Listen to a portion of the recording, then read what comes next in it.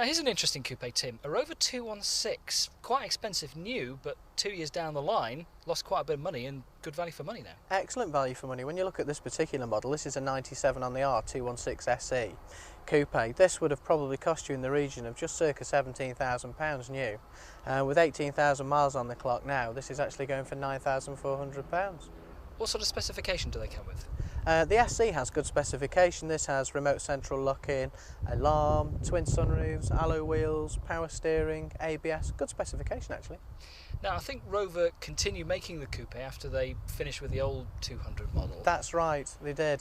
This has now actually finished has run its time, but they did actually run this a little bit along after the other model had finished.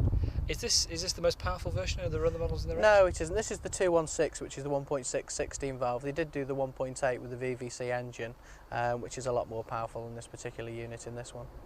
Any problems you've run into? The targa tops leaking, anything like that? Not particularly with this one, no. We've had a couple of occasions with the actual cabriolets leaking, but the coupes, for the ones that we've encountered, we've had no trouble at all.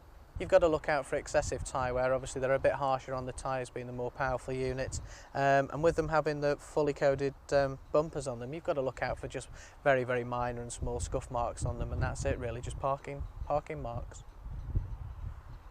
So, what do you reckon to this then? A Rover 216 SE Coupe.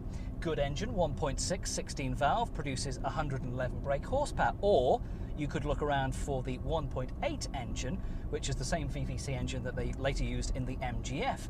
It's got good styling both inside and out, smart dashboard, smart interior, a good 4-seater coupe, and at a great price.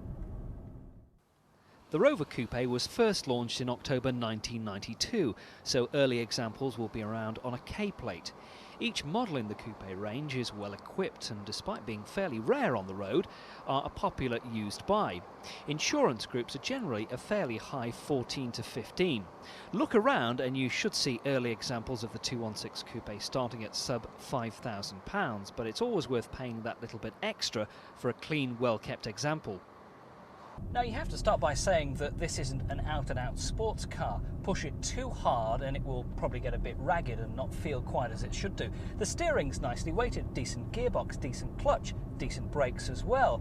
All round, it's a reasonable car to drive. Maybe this 1.6 version is perhaps a bit underpowered.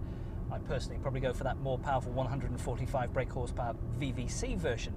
But at the end of the day, for what, £9,500, it's an amazing car with only 18,000 miles on the clock.